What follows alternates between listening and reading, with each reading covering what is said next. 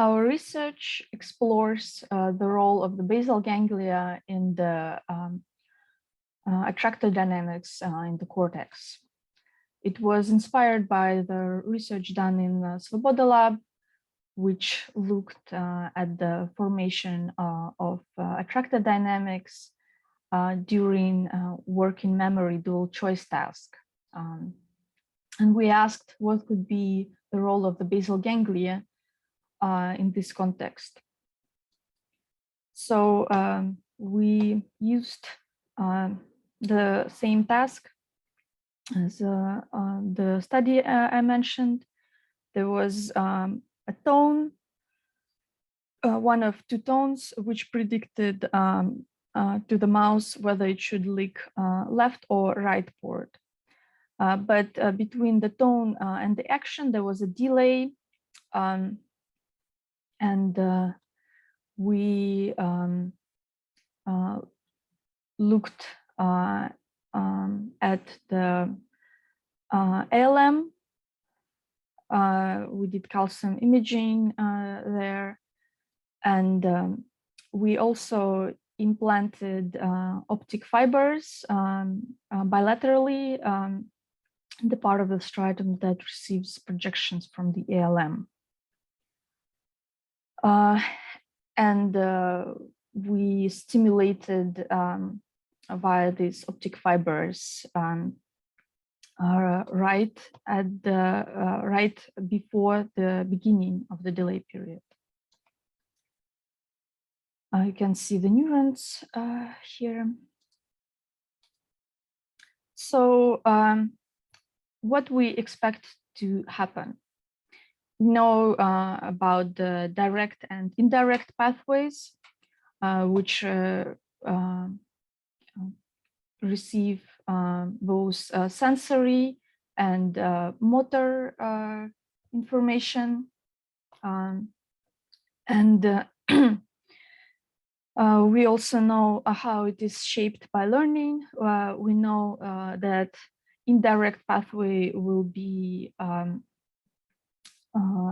responsible for the situations where there is an error or the lack of reward, and the direct pathway will be responsible for the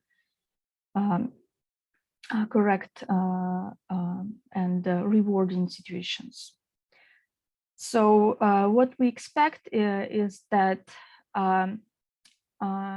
in the situations when the mouse during the delay period is maintaining the choice information, we know from Svoboda study that there is a ramping activity, and at the same time, we know that at the very beginning of this ramping activity, the populations responsible, so in this context, we have two choices.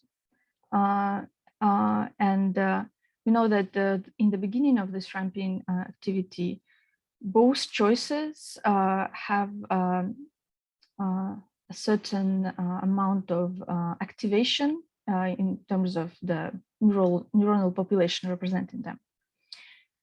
So let's consider two situations. Let's first consider a situation when at the beginning, or actually a bit maybe before of the delay period, this ramping up activity starts. But let's imagine that for some reason, the population representing the choice incorrect in this context is more active than the one representing the correct choice. This can happen. And in this situation, the population that represent the incorrect, this in dashed line, the population activity representing the incorrect choice will activate the indirect pathway. And it is going to suppress the activity. Whereas the situations where the correct activity in the population representing the correct choice is bigger than the incorrect one. This overall will activate more direct pathway than indirect pathway, and these will lead to reinforcement from the direct pathway, more disinhibition, and this way we think the basal ganglia might be contributing to this formation of the tractor dynamics at the stage of the beginning of the ramping up activity. So I'm going to only show the behavioral data because the neural data at this moment is inconclusive and hard to interpret. So interestingly enough, it seems like the effect of the optogenetic stimulation, which happens right at the beginning of the, right before the delay period, around the time of the attractor formation, seems like the effect depends on the previous bias that the mouse had. So in this situation, mouse initially was biased to the left port. So it had much better performance for the left port.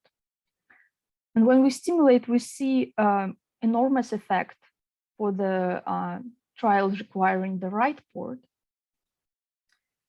And in red, you see the laser stimulation, and everything else are different control conditions. And we stimulated the same mouse on the next day. And interestingly enough, we observed that the mouse is changing its preference, which is probably not so difficult to explain, because if you look at the situation, the mouse is leaking the left port instead of the right port in this situation and not receiving reward. So we speculate that the mouse is devaluing the left port because of the reward history, not receiving reward after leaking the left port. So we see next day for the left trials, the performance is decreased. So the mouse now is more likely to leak the right port instead of the left port in the situation requiring the left port. And we see that for the right trials, the mouse still has a huge effect of the laser stimulation with overall improved performance. We stimulate again, and the next day we see that it seems like the mouse, in general, the effects of the stimulation become attenuated. And then when we do not stimulate at the subsequent day, we see that the mouse changed the overall preference to the left trials, to the right trials as opposed to the left. And now when we go back to the stimulation, we see now much smaller effect. but for the left trials.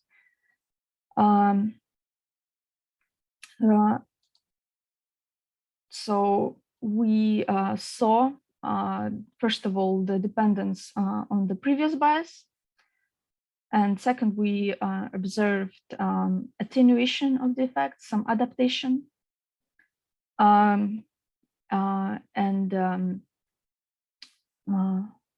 The results are very preliminary at this point. And the study has a lot of limitations, so it's not very clear what's going on here. However, what we can say in general is that it seems like the basal ganglia is somehow relevant for the this context. For example, one important thing I can point out is that the errors were mostly the discrimination errors when looking left instead of right and vice versa. In terms of missed trials, there were a lot of them across all conditions, which typically happened closer to the end of the session when the mouse would be very disappointed in everything. But then if we look at the errors which are reflecting the early trials when the mouse did not wait for the full duration of the delay period and leaked earlier, we see that for all conditions, it seems like the effect might not be there, which is a very interesting thing, given that we typically think of the basal ganglia as the part of the system which initiates the action. So these are our findings, and I would be very interested in the discussion and the suggestions and most of all the criticism, because this is a very early stage of the study and there is a lot of room for improvement. Thank you for your attention, and I'm hoping you will come to my poster presentation.